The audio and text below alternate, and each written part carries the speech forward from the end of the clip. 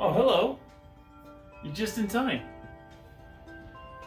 Why don't you gather around?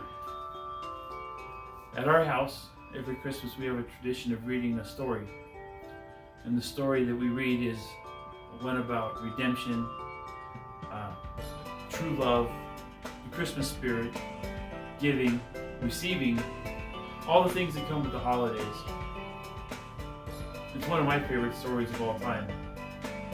Quite frankly, it's one of the best Christmas movies ever made, and it's been transcribed into a book, and a book that I like to read to all the children. So please gather around and let me read to you Die Hard Christmas.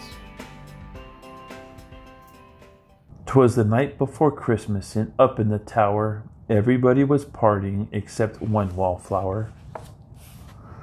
John McClane missed his wife. Things just weren't the same since Holly had moved west and changed her last name. He tried to win her back, but still she said no, while unbeknownst to them there was trouble below. A truck had pulled up, and who should disembark but 14 men whose intentions were dark. They spoke not a word and unloaded big crates. They cut the phone lines and locked all the gates.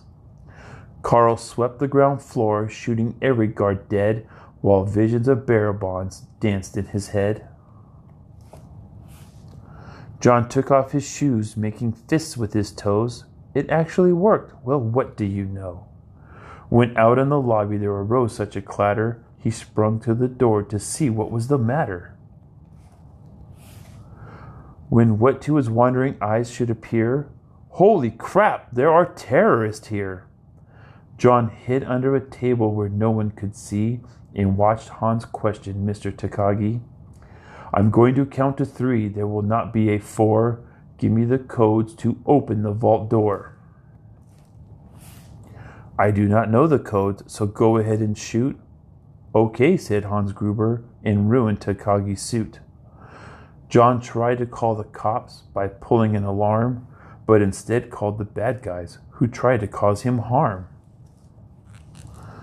But John killed Tony, who had very small feet, and sent him to the terrorists as a Yuletide treat. He put a Santa hat on the German, and eyes all aglow, wrote, Now I have a machine gun. Ho, ho, ho. Carl was furious. Tony was his brother. He chased John across the roof, and they shot at each other. John was able to escape through the ventilation shafts. Come out to the coast, he sighed. We'll have a few laughs. At Nagatomi Tower, Sergeant Powell appeared. He checked the whole lobby and saw nothing weird. He was pulling away, but didn't get far before Marco landed on the hood of his car. Powell drove away backwards, screaming in fright. Welcome to the party, pal, John yelled with delight. More police arrived, the FBI and a SWAT team, but Hans didn't mind. It was all part of his scheme. More rapid than eagles, his henchmen they came, and he radioed and shouted and called them by name. Now Eddie, now James, now Franco, now Uli, on Fritz and on Carl, hair long and unruly.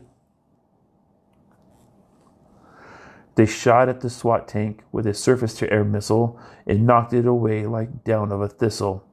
Now John McClane was angry indeed. He blew up 2 terrorists and called them jerkweed. Ellis told Hans, Bubby, I'm your white knight. Hans shot him dead, giving the hostages a fright.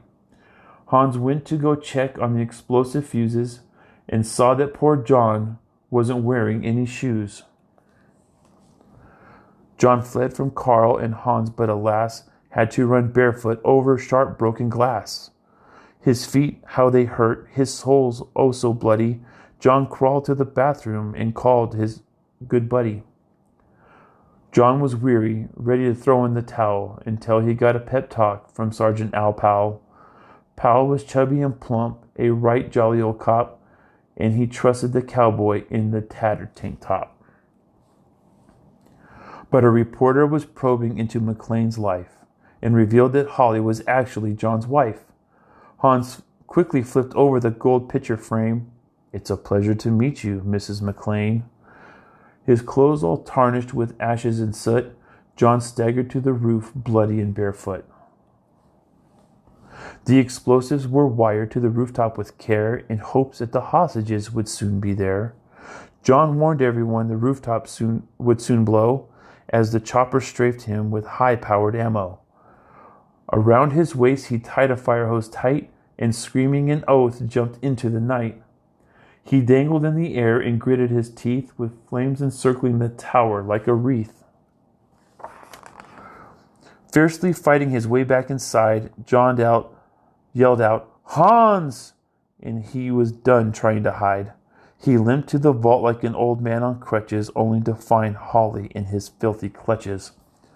John dropped his gun, put his hand on his head, and it seemed he and Holly soon would be dead. But with the secret gun taped to his back, John shot Hans in a surprise attack. Hans fell out the window, still holding Holly's arm, and slowly, deliberately raised his firearm. The tenacious villain held on by his nails till John unhooked Holly's watch and said, "Happy trails." Bearer bonds fluttered like fresh fallen snow as Holly embraced her blood-spattered beau. So Merry Christmas to all, be kind to one another, and most of all, yippee-ki-yay, motherfucker.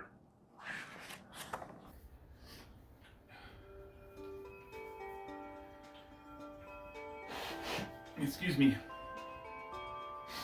Every year I read that story, it brings a tear to my eye. Well, from Red on the Road, I want to wish you a very Merry Christmas. And remember, who loves you and who do you love?